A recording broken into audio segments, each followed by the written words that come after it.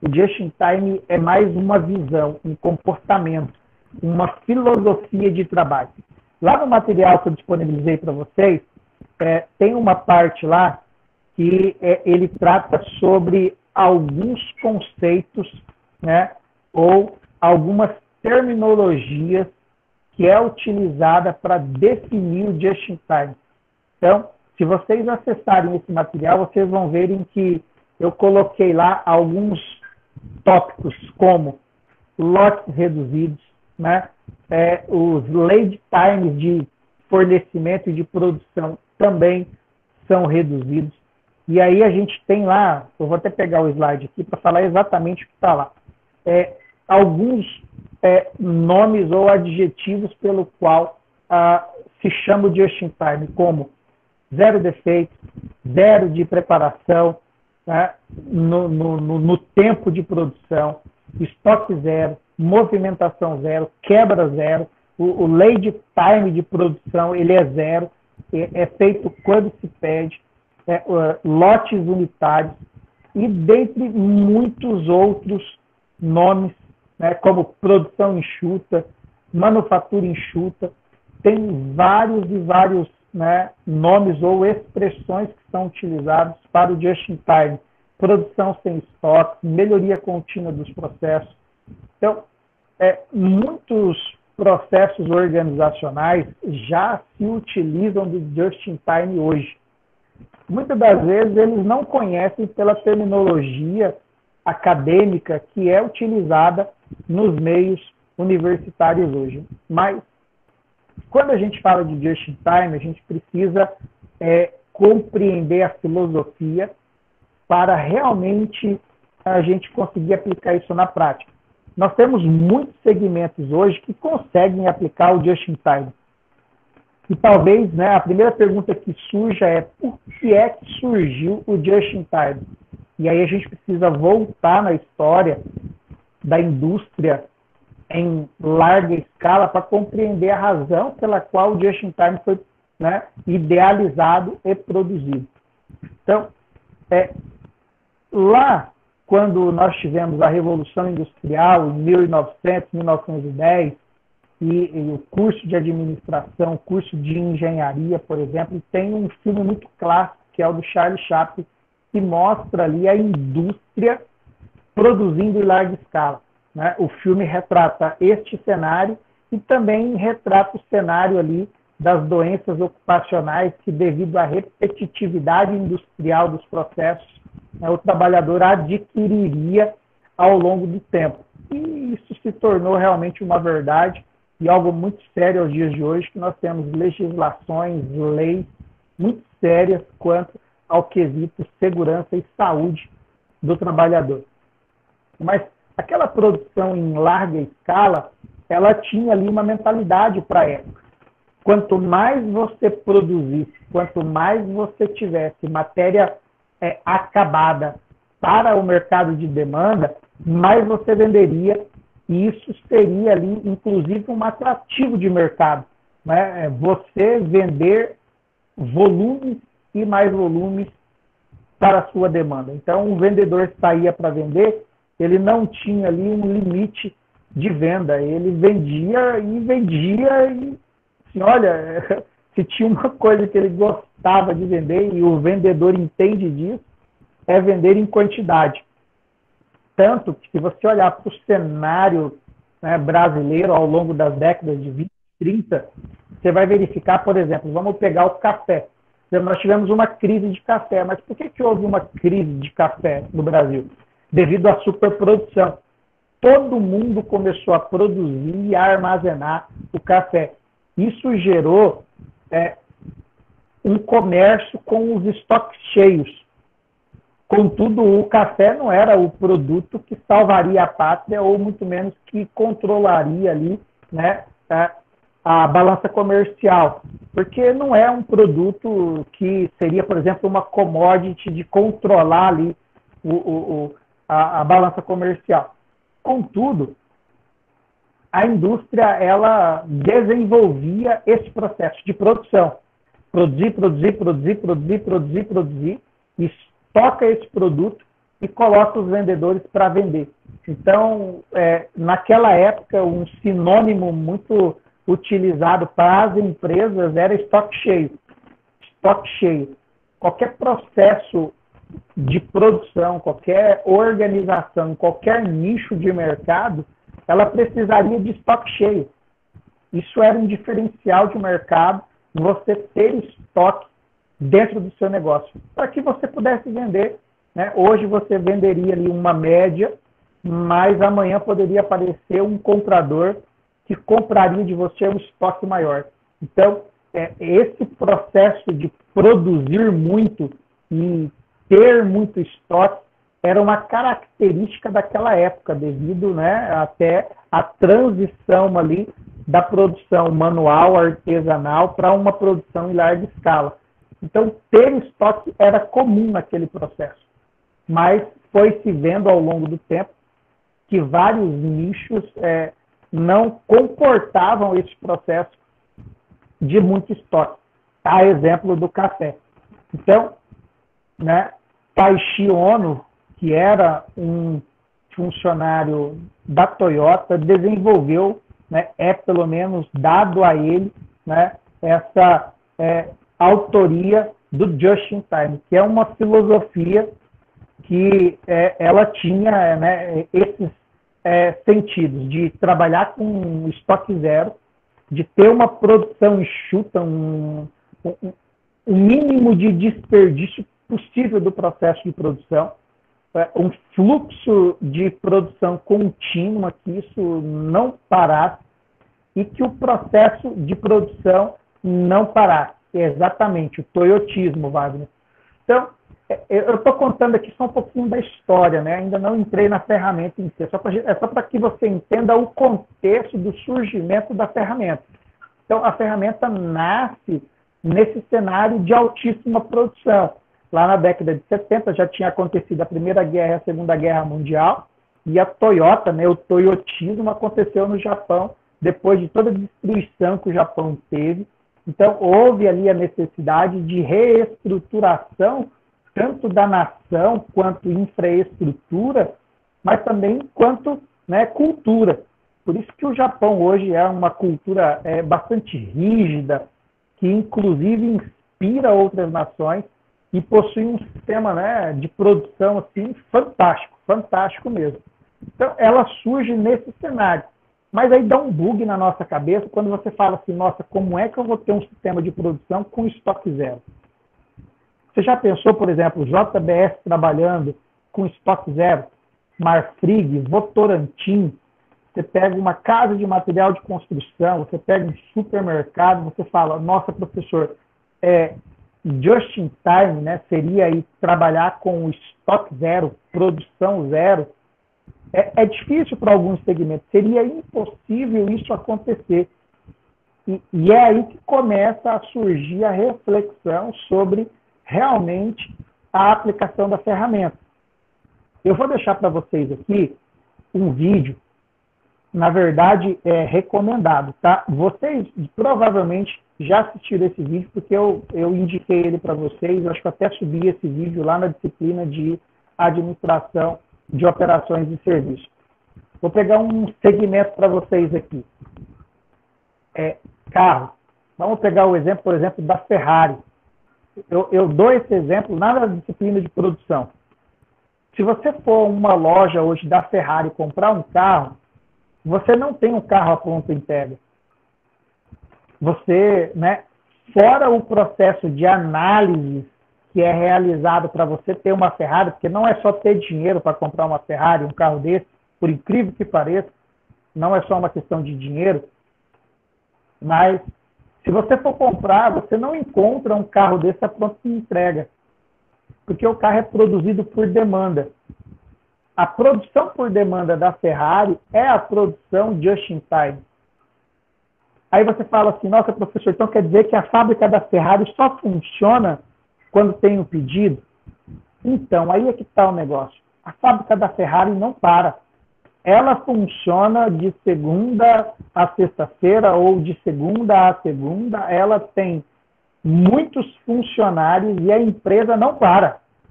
Que coisa, não?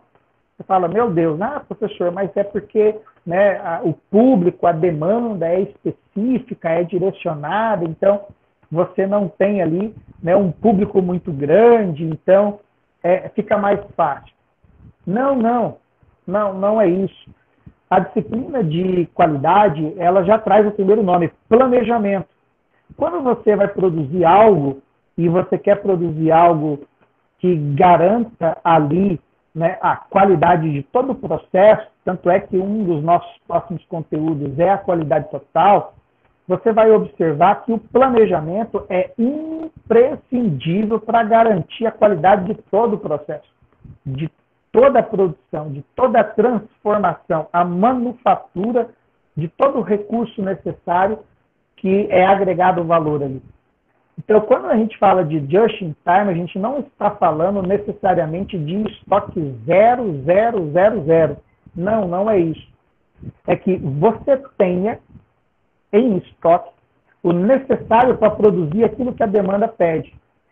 É claro que você precisa de um estoque de segurança. Quando a gente faz, né, o estudo lá sobre a administração dos recursos materiais e patrimoniais, a gente estuda sobre o estoque de segurança, a margem de segurança necessária para o estoque, para que eu não fique ali zerado. Há uma margem necessária para que eu trabalhe ali com uma certa folga, porque se eu tiver um determinado aumento de demanda, o meu estoque vai suprir aquilo. Isso precisa ser previsível no seu nicho de mercado. Então, quando a gente fala de planejamento, a gente está falando de realmente conhecer o nicho pelo qual você está atuando. E aí você, de repente, pode dizer assim, professor, mas eu não conheço o nicho do meu negócio, ou a empresa onde eu trabalho não conhece o nicho do meu negócio. Então, isso é um problema, porque você está tentando pegar, né, uma parcela do mercado muito grande. Quanto mais específico nós formos na nossa atuação, melhor será, né, o nosso planejamento de demanda e, consequentemente, isso facilita todo o planejamento dentro do nosso processo na cadeia de suprimentos. Então, quando a gente está falando de qualidade, a ferramenta de just-in-time não é estoque zero. É que a gente tenha muito bem definido, né, o nosso público, a nossa demanda, para, a partir daí, nós produzirmos sem acumularmos estoque. No material, até tem uma imagem, né, é uma imagem que ela mostra tipo um iceberg. E lá você verifica que o estoque, quando ele está em excesso, ele esconde um monte de problemas. No material vocês vão conseguir visualizar isso aí. E ter muito estoque gera uma perca enorme para o processo de produção, porque o estoque demanda de um custo altíssimo para mantê-lo. Não só o custo de estrutura ou de infraestrutura, mas também um custo operacional de mão de obra, que é altíssimo. Sem falar que na movimentação desse estoque há danos que você acaba, né, perdendo o material de vez. Você tem aí a obsolescência de materiais, porque acaba, às vezes, entrando dentro de uma estratégia de mercado, e por você não conhecer a sua demanda, você acaba caindo nessa estratégia de mercado, que é a compra por promoção. Eu não sei se você já teve essa experiência. Você compra um produto na promoção e às vezes você compra em uma grande quantidade, mas você não consome aquilo. E acaba tendo ali uma perca residual. Lá no final você perde alguma coisa. 1 quilo, 2 quilos, um pacote, 2 pacotes, 1 ou 2 produtos. Tudo vai depender do tipo do produto, né? Às vezes, ou perecível ou não. Então, quando você tem esse estoque muito alto, você começa a ter ali alguns problemas que vão ficando escondidos. Você vai criando refúgio, você vai criando uma fila ali de troca, de quebra, de dano. Então, a filosofia de just-in-time, ele traz, né, essa compreensão de que nós precisamos produzir por demanda. O iFood, de certa forma, ele trabalha sobre demanda. Porque o iFood, ele atua exatamente na filosofia just in time, em uma das partes da filosofia, que é você produzir no momento certo, no momento oportuno, né? Você produzir em tempo, a tempo. Do quê? Do pedido da demanda, do pedido do cliente. E aí, por que eu digo para você que é só parte do processo? Porque você tem ali uma gama de outros produtos que eles são ali, né, pré-preparados. Então, aquilo ali, de alguma forma, precisa ser consumido. É necessário que haja um planejamento de demanda para com que você não perca, por exemplo, os hambúrgueres, os pães, os ingredientes utilizados, eles são perecíveis, eles possuem uma data de validade. Há um período ali de utilização daquele produto. Mas ela só produz o hambúrguer ou o fast food, seja ele no qual for, quando há um pedido. Você não vai comprar um fast food e já vai receber ele pronto. A não ser o caso do McDonald's, né? Ele produz um hambúrguer em 3, 5 minutos. Você vê que ele já é pré-preparado. Então, e é claro, né, isso existe uma consequência aí, principalmente na saúde, por ser um produto extremamente calórico, pré-preparado, que vai conservando. Você imagina, né, como é que você assa um hambúrguer em 5 minutos? Não tem como. Você pegar uma carne ali, ele já está pré-preparado. Existe uma química ali, né, um conservante que conserva aquilo. Por isso, tanto se fala aí dos cuidados que nós devemos ter ao consumir, por exemplo, fast food. Mas o just in time, ele se enquadra bastante nesse cenário do fast food. Se você for pedir um lanche natural, ou se você for pedir, por exemplo, vamos pegar um espetinho. O espetinho só é assado, ou pelo menos, né, em alguns casos, quando há um pedido daquele material. Isso seria produzido just in time. Professor, mas e o estoque que ele tem lá dentro do freezer, lá dentro da caixa de isopor? Ele tem um volume de estoque. Por isso que a gente está falando de planejamento e gestão. É necessário conhecer a demanda. Você precisa entender, compreender quem são seus clientes. Em todos os casos. Para com que você consiga garantir não só a quantidade de mercadoria de giro diária da sua demanda, mas também garantir uma margem de segurança. E que se você for produzir, você produza isso a tempo, em tempo. Quando a gente vai para a indústria, a gente tem diversos fatores que interferem, por exemplo, no aumento do estoque em todas as etapas do processo.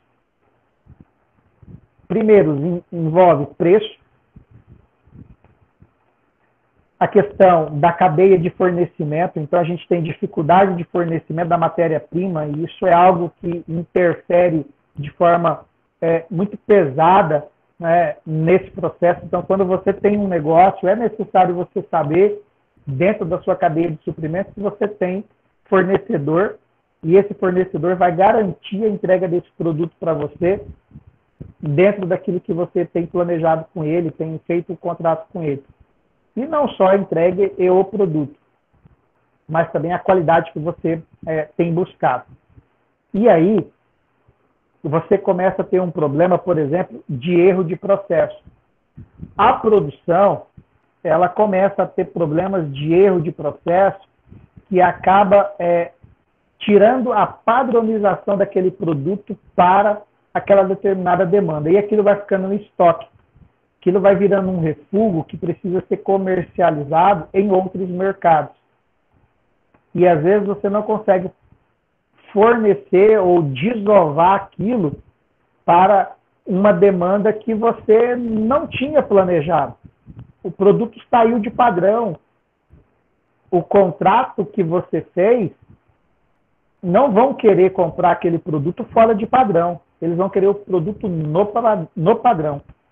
Então, quando você vai para uma indústria grande, você vai ver isso. Existe um contrato e existe um padrão de produção. Quando aquele padrão não é garantido, aquele produto ele não é comercializado para aquele contrato. Ele vai ficar em estoque. E assim as coisas vão acumulando, as saídas vão acontecendo e produtos vão ficando. Se você fizer uma análise aí da empresa que você trabalha e de repente você tem um estoque de produto acabado, tudo vai depender do nicho. Mas a gente está falando do processo de produção, de transformação de uma indústria, você vai ver que aquilo que está estocado é normalmente aqueles produtos fora de padrão.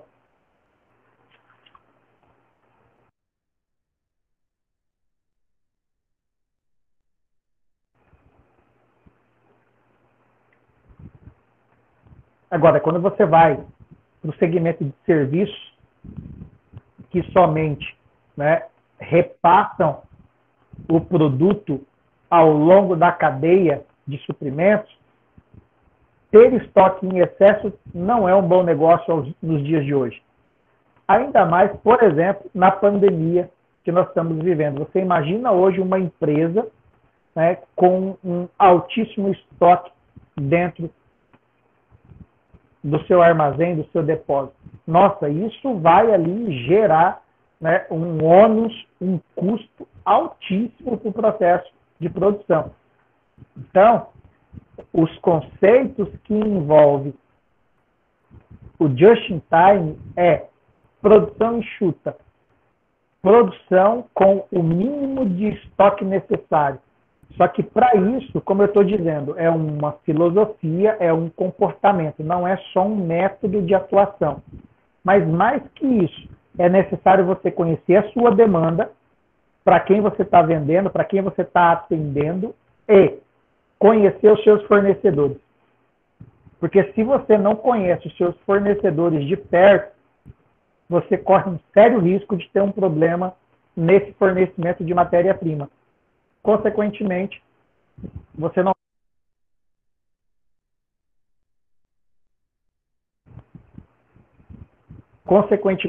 vai conseguir atender, né, os seus prazos, os seus contratos dentro daquilo que você planejou. Porque você precisa produzir exatamente no momento em que eles são necessários.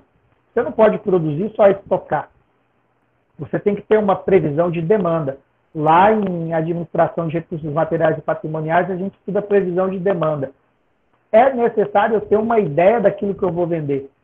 Grande parte das empresas hoje, ou eu vou te colocar assim, ó, empresas de médio e grande porte, elas conseguem fazer esse provisionamento. Mas empresas de pequeno e micro, elas não planejam previsão. E isso é uma das causas que levam as empresas a fechar suas portas antes, por exemplo, aí dos seus 5 anos, 3 anos, que é os dados que o Sebrae hoje divulga. Uma empresa, antes dos seus 3 anos ou 5, elas fecham as suas portas. Claro, envolve a gestão, capital de giro, né, envolve ali a distribuição correta dos prolabores, como fazer ali, né, uma boa administração de capital de giro, estoque, mas envolve ali todo o processo de uma gestão de um negócio. Como que tá? Vocês estão compreendendo até aqui? Está indo bem? Vocês estão conseguindo pegar essa compreensão aí? Isso aí, Wagner.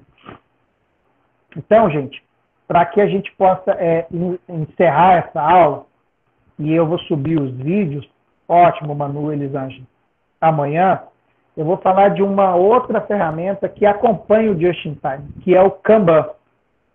O Kanban nada mais é do que um cartãozinho, pode ser, né, uma folha, um papel, escrito produzir. O nome do cliente, a quantidade, o lote e quando que isso tem que ficar pronto. Isso é personalizável para cada segmento, para cada negócio. Então, quando a gente trabalha na filosofia de just-in-time, a gente precisa de uma finalização de produção, que é exatamente a previsão de demanda. Quem é que vai comprar de mim e quanto vai comprar de mim? Para com que eu saiba o que eu preciso ter no meu estoque, e aí a importância dos sistemas de produção. que são, né, os MRPs, para que se planeje de forma adequada quanto eu vou precisar de cada produto, quantas horas eu vou precisar para produzir, né, quantas pessoas eu preciso para que aquilo realmente seja produzido. Então, o Kanban é essa sinalização para a produção produzir. Isso gera uma diferença muito grande da metodologia tradicional de produção. Qual é a metodologia tradicional de produção? Produzir, produzir, produzir, produzir, e aí coloca os vendedores no mercado para quê? Para vender. Por isso que vender é uma loucura, por isso que vendedor procura vender, às vezes, até a mãe para conseguir vender um produto. Né? Por isso que é tão exaustivo, por isso que é tão puxado, as metas são extremamente apertadas, ali você tem que bater, tem que correr atrás, e é ali uma loucura o processo de venda. Por que aquilo? Porque tem produção. Né? Às vezes, existe um certo controle da previsão, da média móvel ponderada, das médias móveis ponderadas da média do último ano. Então, você consegue ali ter uma noção. Então, você dá uma apertada, né, na equipe de vendas para vender, para tentar manter uma média. Mas, na grande maioria das vezes, o que acontece é pressão para vender. Por quê? Porque tem um estoque. Esse estoque é a produção, né, desgovernada, sem a compreensão da previsão de demanda. Simplesmente produz e põe vendedor na rua para vender. Tem o seu lado positivo, mas tem muito mais negativos do que positivos, porque você tem um custo de armazenamento e aí você precisa, né, dar uma pressão maior na sua equipe de vendas para que esse produto realmente seja desovado, porque vários fatores interferem nisso. Inclusive, por exemplo, o período de validade. Então, o Kanban é uma sinalização para puxar a produção a produzir. É diferente de quando você produz e empurra o produto na equipe de vendas na finalidade de vender. Não. O Kanban é o pedido do vendedor. Olha, produção, eu tenho esse pedido A, B, C e D com essa quantidade de produção. Então, eu produzo. Né? Então, tem produtos que, se você for verificar, eles são entregues de um dia para o outro. Praticamente a pronta entrega. Mas tem alguns segmentos que eles vendem a você e entregam daqui 15 dias, daqui 20 dias. Tudo vai depender do segmento. Então, assim, essa produção, ela vai movimentar a cadeia de suprimentos para ter o tempo necessário de produção.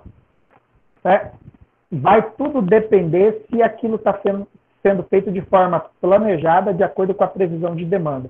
Então, o Just-in-Time é uma ferramenta de controle, tanto para o processo de estoque, quanto para o processo de produção.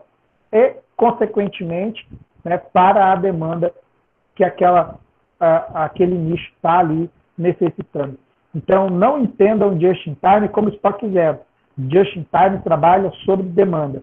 É extremamente importante conhecer, né, quem é o seu cliente, a sua demanda, e fundamental conhecer quem são os seus fornecedores de matéria-prima, porque a entrega da matéria-prima no tempo certo é fundamental para você cumprir com a demanda dos pedidos.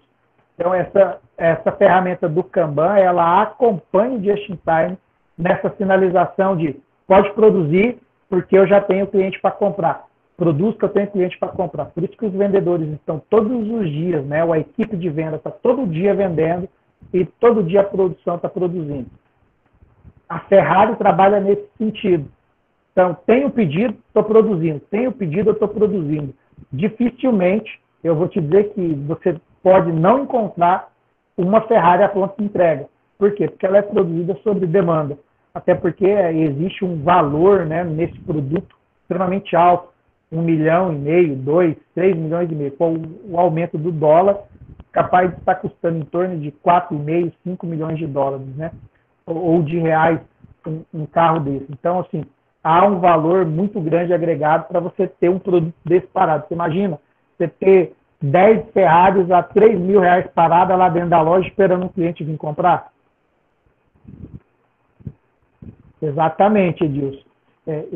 Eu coloquei esse vídeo lá na disciplina de administração da produção, para você ver como que é uma linha de produção. É claro, né? Ali é sobre linha de produção.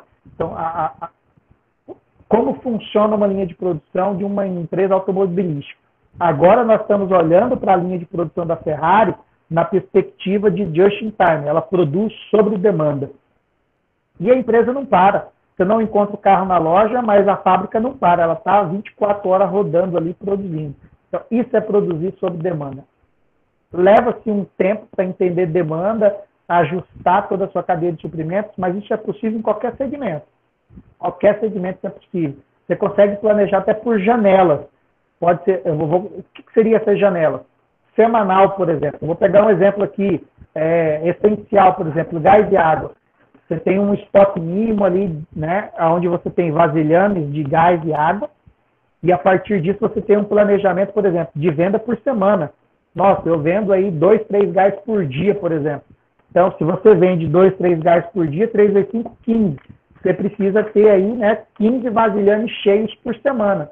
Tudo bem, você pode ter, por exemplo, 50 vasilhames lá no seu depósito? Pode ter. Só que eu tenho um giro semanal de 15 botijão de gás. Mas só 15, se chegar sexta-feira, zerou. Né? Ou, enfim, que seja 18 ou que seja 20 aí, 4 por dia.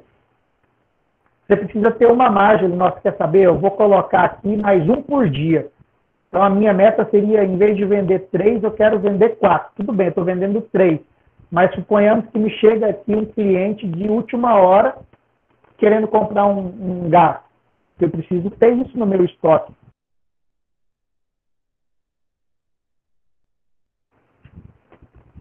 É possível fazer esse cálculo com aquelas fórmulas que a gente trabalhou lá em administração de recursos materiais e patrimoniais. Então, o just in time, você consegue ajustar isso.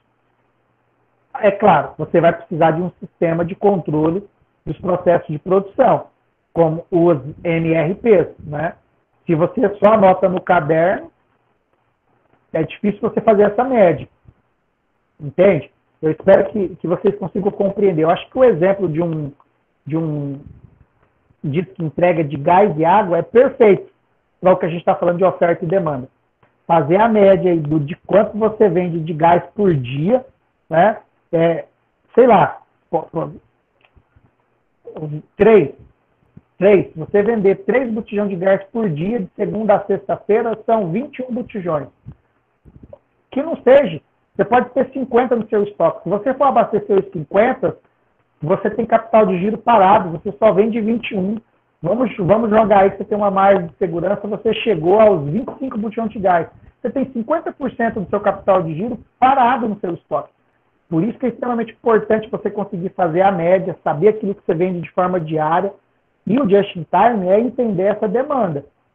Né? Esse é o desafio da provisão de demanda, é conhecer os seus clientes, é conhecer a sua provisão de pedido, de venda, de consumo. Então, o just in time trabalha mais ou menos dentro dessa filosofia, não que é estoque zero. Tem uma outra parte que eu vou subir o vídeo, que é a parte de você garantir a qualidade dos produtos. Por exemplo, defeito zero. Você precisa garantir defeito zero. Se você está trabalhando sob demanda, você não pode ter ali, por exemplo, a cada 10 produtos produzidos, você ter um defeituoso, porque isso vai atrasar o seu processo de produção. Tá? Tranquilo até aqui? Você tem alguma pergunta? Vocês conseguiram compreender o que é a questão do just in time?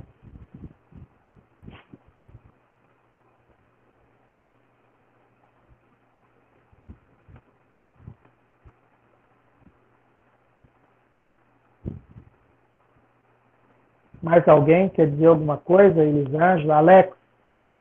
Fale agora ou cale-se para sempre.